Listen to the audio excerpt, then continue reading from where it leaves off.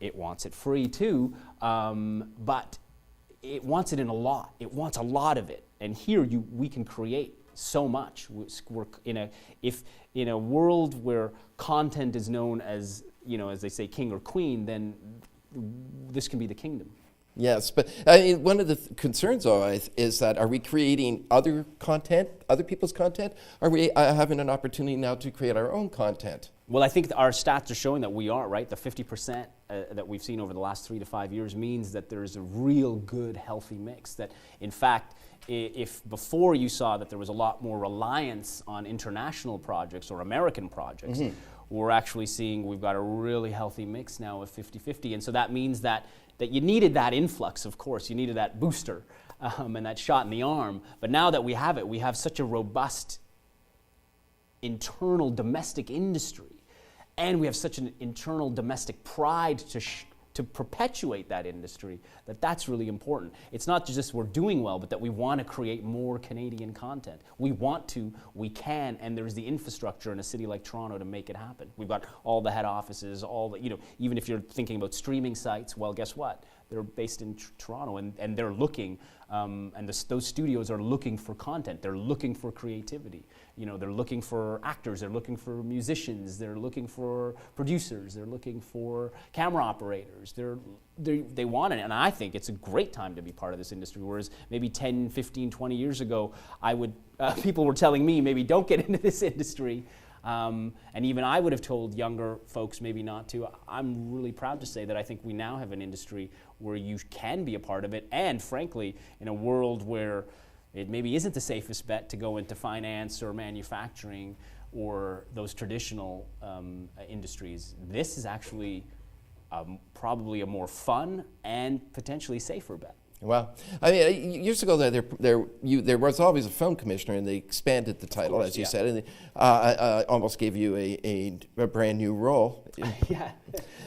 I mean, if things keep changing, people are consuming their entertainment differently. People are making their entertainment in a different way than they used to.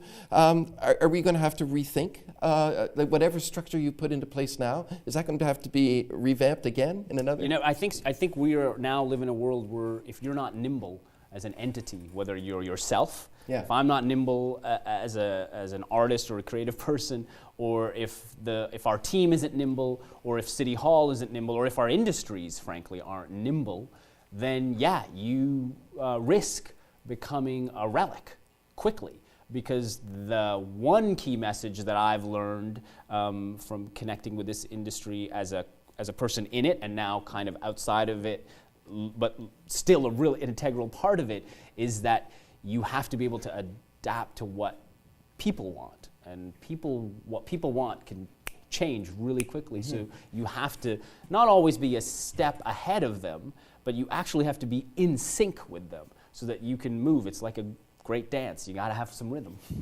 All right. So, but it's not a case of you show people what they want. I mean, it's a little bit of both, right? Really? Again, it's a relationship. It's like any relationship. You're hopefully inspiring, but you're also listening so that you are getting inspired. There's no if people don't listen, if people aren't focused or attentive, there's no chance for inspiration. Inspiration doesn't happen because you create it. Inspiration happens, I think, because you're ready for whatever is happening out there, and somehow you respond in that moment. Little Mosque was a response. You couldn't have, frankly, there were a lot of agents out there, and I don't mean agents as in people that work for the industry, but agents of lack of change that wouldn't have wanted that. People probably even at the network, frankly.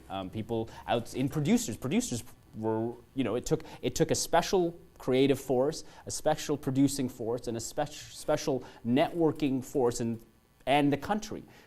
The U.S. couldn't have created Little Mosque. Little Mosque would have never come out of the U.S., and perhaps out of no other country. Even a Muslim country couldn't have created Little Mosque because it would have been too inhibited. Canada could create Little Mosque. Canada responded in a moment and was brave enough to push that message forward, and I got to be the happy beneficiary of it, or one of the happy beneficiaries of it. When you start doing films like this or television shows like this, you're also sort of creating an idea of what Canada is like, or what attitudes are like, and you don't want to stick to sort of like what could be easy, like low-hanging fruit, as I think people would say, like easy jokes and stereotypes and all those things. I mean, calling it Little Mosque on the Prairie, I know we started about this at the beginning, but I mean, you're going for something particular. You're hitting a vein. Well, I think you're definitely calling attention to yourself a little bit, because you're saying, are we going to play with the convention? What are you going to get? We want you to look at it, and now what are we going to turn that convention on its head, or are we going to play right into it? And I think for the show, at least, and I know Zarka Nawaz, the creator, and us on the cast and the producers and the directing team and the writing team, never, at least a lot of us, didn't want it to be overtly Muslim, but rather we wanted it to be overtly funny as much as possible. And so that the Islam or the Muslimness was a backdrop. It just happened to be who we were. Right. And who part of that world, because there were a lot of non-Muslim characters on the show too, and we wanted to show that. It was an interaction between humanity, not just one version of it. And so that was really the idea, and the hilarity that ensues, because when people who don't get each other or don't know each other or are afraid of each other kind of meet up, the best that can happen of it is that a lot of laughter can emerge. Yeah, but you have to be standing back to see it. Yes, exactly. You know, there was an incident, and I'm not sure I quite understood what was going on here, but something between a conversation you had with Katie Couric. Yes, yeah. Because of the show, I got flown down to New York, and part of Katie Couric's show on CBS was about Muslims in the North American media and how they're portrayed. And Katie Couric had said that if only a show existed for Muslims, and now it's got its own weird resonance, but what a show like The Cosby Show at the time had done for African American relations and white American relations. As I said, there's a completely different resonance now when you say that show's name. But when Katie Couric said it, what she said was, if only there were a show like The Cosby Show for Muslims. And then a lot of Katie's news team and the fans around the world said, well, there is a show like that. It's actually out of Canada. It's called Little Mosque. So that's what got me on to the Katie Couric show, and I was on this panel with Kareem Abdul-Jabbar, who's like a superhero of mine, and sort of talking about how Muslims are portrayed in North American media. And this was a show that was highlighted as one of the best steps forward in racial relations in the U.S., let alone Canada. And it was a show that was not even on a major network in the U.S. It was on Google, it's been on Hulu, and now it's on Pivot, I think. It's on cable and streaming services. But it had an impact. And I got to give a keynote at Harvard at the graduating class for their 375th anniversary because of it. You know, I didn't get it because it was Zaib Shaikh as an actor, but it's because I played a character on a show called Little Mosque that changed the television landscape. I mean, that's pretty fascinating to think of that, a comedy, because you didn't set out, the makers of the film did not set out to change the world, I don't assume. No, you don't. You're just, I think, setting out to sort of express something and hope that it connects. You're not at all, because the whole idea of changing the world is it's not a very Canadian attitude. We don't go out there to change the world, and it's definitely not. I think folks, at least for me, as being a diverse person, you spend a lot of time trying to actually fit into the world rather than change it, because people look at you so much like you're not of it. So the last thing you're going like, no, I'm not here to change the world, actually. I'm here to fit into the world you guys have created. And can I just please be successful, or at least will you get along with me in that world? And so but I also learned from that show that you actually sometimes, you know what?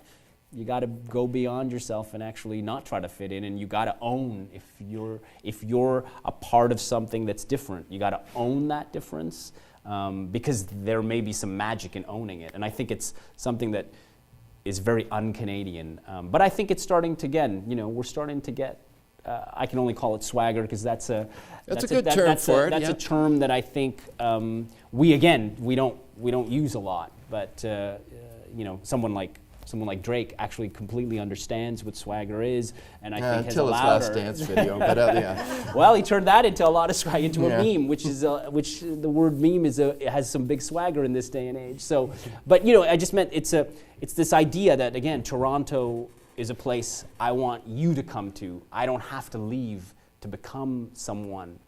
You can come to Toronto and be anyone. And you hear like a town like New York, if I can make it there, I can make it anywhere. Or you think of, Hollywood, go west, young man, and all that kind of stuff. And what's so important about what folks like Drake are doing, and others too, but Drake's really become the mouthpiece, if you will, of the swagger that Toronto has, is that whole idea. Like, look, I don't want to leave because guess what? It's amazing where I am. Mm-hmm. And I may leave and like anybody has to leave to work. You always have to leave your house to work. Sometimes you can stay in your house and do some amazing stuff too, and the world will want to come into your house and knock on your door. And that's what I think Toronto is, at that place where we can be in the spotlight around the world, but it's starting to become really cool to be at home and get the spotlight on us. Yeah, I understand. And there's a few things I've been hearing you say. Canadians not... it's an old term, tooting their own horn. Canadians being sort of reserved about their successes and what they can be. I also keep hearing you talk about your diversity and feeling still that you feel somewhat, that people acknowledge you differently. I find that incredibly surprising that would happen. Does that still exist? Is this still an issue? Yeah, I think it is. I think ask any woman out there. I think they'll say, yeah, it is an issue. You'd think, forget racial or cultural equality, you'd think we'd have gotten gender equality by now, because that's half the race is, or transgender equality, because there are so, but when we talk about gender, things get heated quickly. And we're in, the idea of because it's 2015 or because it's 2016 suddenly became something. But we'll only achieve true equality when things like that aren't moments of polarization. We'll have achieved equality when it doesn't matter that we have to, when we're not talking about gender equality is when we've hopefully achieved it, right? Yes. Until then, we haven't. So cultural or racial, I'd say, as surprising as it is for me too, because I'm a Torontonian, and so if there's any city in the world where you could be whoever you wanted to be and still be who you wanted to be and be a successful version of that, this is probably the city. You're still probably going to encounter some form of outsiderness feeling, because the establishment is still the establishment, whatever it looks like. Mm-hmm. If you're a person of different gender than the establishment, then you'll think of yourself as an outsider and maybe seen as that. And if it's a racial thing, or if it's an accessibility thing, or a sexual orientation thing, that's what diversity really is at the end of the day, right? It's not about color or creed or just gender. It's about everything. It's about all of us being able to look at each other and feel equal, regardless of our differences. Mm-hmm. It's not about being equal, it's about feeling equal. That's a big difference. And I'd say that if you asked anybody, a lot of people around this city, even as great as it is, don't necessarily feel equal. Well, it's going to sound like maybe a little bit of a stretch here, but I have to ask then, is getting that point of feeling equal and celebrating who we are, is that part of what our film industry can do if we allow our voices to be heard? And I think that's actually a great point. I think that's in this town, in this country. That's, again, our edge. I think this is the place where around the world you wouldn't be able to say that, I don't think. And you wouldn't even be able to potentially, you could hope for it, but you couldn't really see the end of possibly, that what's around the corner or over the rainbow. You couldn't really see that. But I think in Toronto and Canada, we're about as close as you could be to that place. And what our next step has to be is the courage to keep going, mm-hmm. is to keep our content going, be proud of our own industry, be proud of our own heritage, start feeling the swagger that everyone says, or people are starting to say that we have, and actually use our global experience, because of the diversity that we have,